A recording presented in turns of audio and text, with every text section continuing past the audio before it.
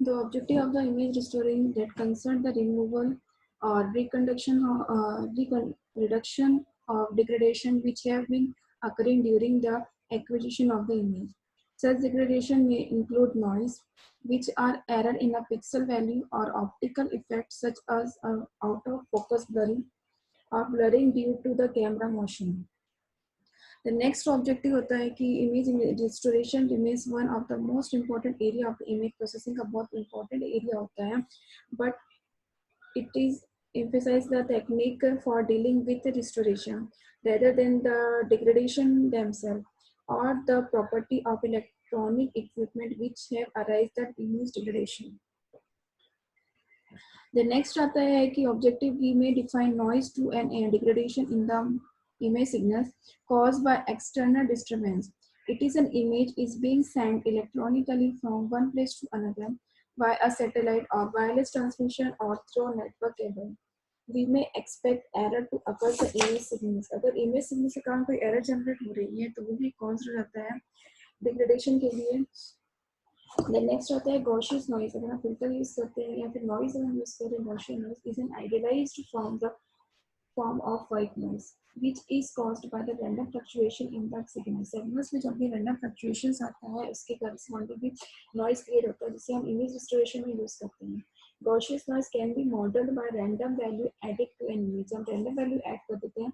Spical noise can model by the random value multiplied by the pixel value, hence it is also called the multiplication noise.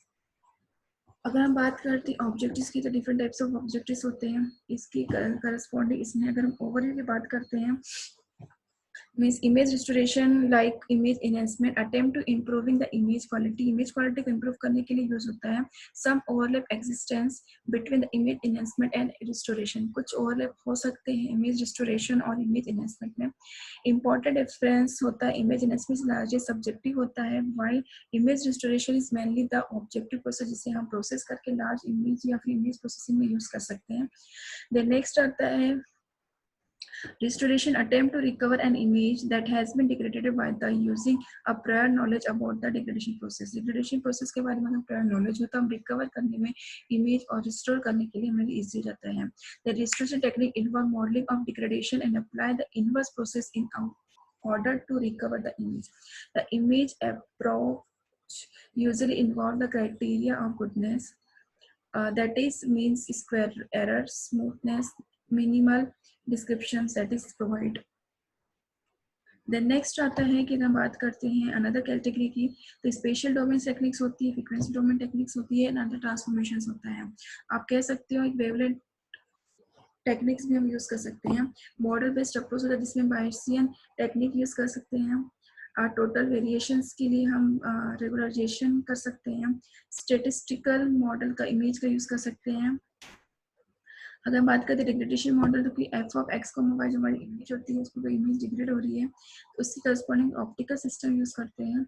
ये image को एक pixels value में convert करते हैं. जो भी हमारी इमेज आती है दैट कन्वर्ट होके आएगी और जो हमारी न्यू इमेज आएगी that is the F X comma Y. अगर हम बात करते हैं कैमरा मॉडल की तो F of X comma Y जो होता है वो हो जाता है लीनियर फिल्टर में. उसी करस्पॉन्डिंग में लेंस होते हैं और एवरेज ओवर पिक्सल्स होते हैं जिसके कारण हमें इमेज कन्वर्ट होके आती है. देन आइडियल सैम्पलिंग होती है. सैम्पलिंग में हम पार्ट्स में डिवाइड करते हैं देन से सैंपल करते हैं. क्वांटाइजेशन जो होता है sampling and quantization. The linear filter में क्या होता है कि लो पास फिल्टर्स होते हैं. The image become blur, fine detail और लॉस्ट.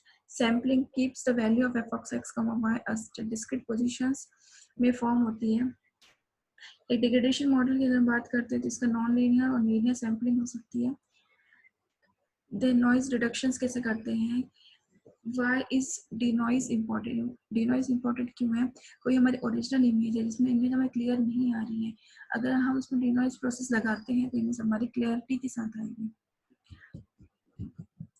नॉइज है मार्जिन्स होते हैं इमेज क्लियरेशन के लिए. नॉइज मॉडल में भी कैरेक्टरिस्टिक मार्जिनल स्टैटिस्टिक्स होती है. हायर ऑर्डर स्टैटिस्टिक होती है. Types of mixing with signals होते हैं. डिपेंडेंस ऑफ द सिग्नल्स होते हैं. इससे डिफरेंट टाइप्स के नॉइज मॉडल्स हैं.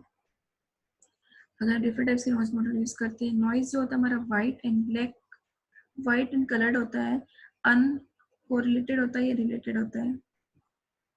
इस टाइप के जो नॉइज है, अगर नॉइज के साथ देखते हैं, विदाउट नॉइज देखते हैं, तो इमेज आपकी इस तरह से कन्वर्ट होके आएगी।